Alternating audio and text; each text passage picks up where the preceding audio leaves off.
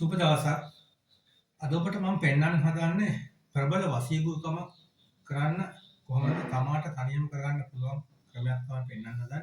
හැබැයි මේ ගුරුකම කරන ද්‍රව්‍ය විශේෂ දෙයක් තියෙනවා. ඒ දේ ටිකක් හොයාගන්න අමාරුයි.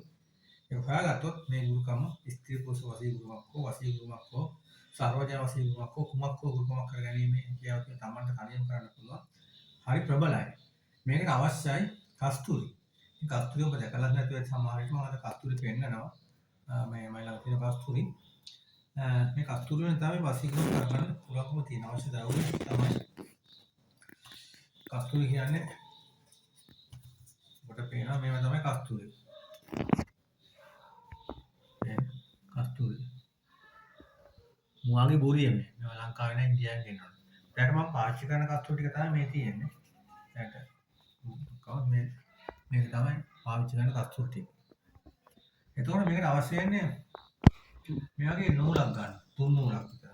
සාමාන්‍ය අඩි 3ක් විතර වගේ දිග තුන් නූලක් ගත්තාන් පස්සේ මේ නූලේ ස්ත්‍රී වසියා කරන්න නූලේ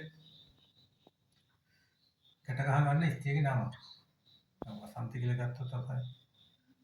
මෙහෙම ගත්තොත් ඔය විදිහට කැට ගහ ගන්න.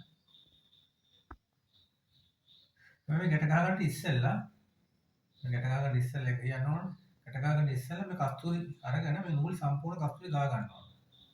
මේ කස්තුරි අරගෙන මේ පොඩ්ඩක් අරගෙන මේ නූල් ගාම කළු පාට වෙනවා.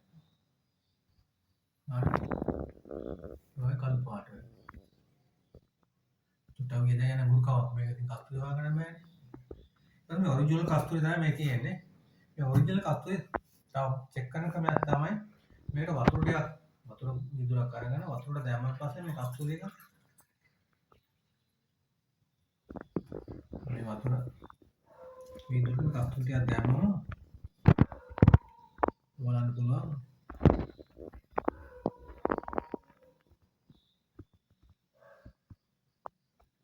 රැල්ල වගේ වලාකුළු වගේ පහළට බහින. හරි හරි දැක්කා. ඒක ඔරිජිනල් කස්තුරි.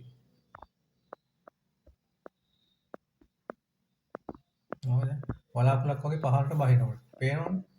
ඔය විදිහට තමයි කස්තුරි වල ස්වභාවය. මේක පාවිච්චි කරන්න පුළුවන් බොන්න පුළුවන්. මොකද ඔය කස්තුරි. ඉතින් ඔය කස්තුරි වලින් ඔය විදිහට අරගෙන මේ වගේ නූල සම්පූර්ණ මේ වගේ කළු පාට ගෑපස් නූල කළු වෙනවා. අනිත් ඊට පස්සේ අර ගැට දැන් මාළි කියලා හදුන අකුරු තුනක්නේ.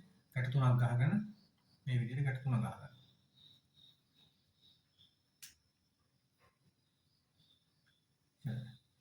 ගැට තුන ගන්න මේක පොඩි තියෙන ස්ත්‍රී වසියක් නම් ස්ත්‍රී වසී මන්ත්‍රය ගන්න ඕන. පුරුෂ වසියක් නම් පුරුෂ වසී මන්ත්‍රය ගන්න ඕන. සර්වජන වසියක් නම් සර්වජන වසී මන්ත්‍රය ගන්න ඕන. වසී මන්ත්‍ර ඕන තරම් තියෙනවා. මම වසී මන්ත්‍රෙත් අපිට දාන්න මේ වීඩියෝකේ අවසානයේ වසී මන්ත්‍රය දාන්න. එතකොට ඒ අදාගෙන නම උන්ට දාලා මේ නූලට අනුකුදුන් වල වතුර ගන්නවා. අවශ්‍ය වාර ගන්න.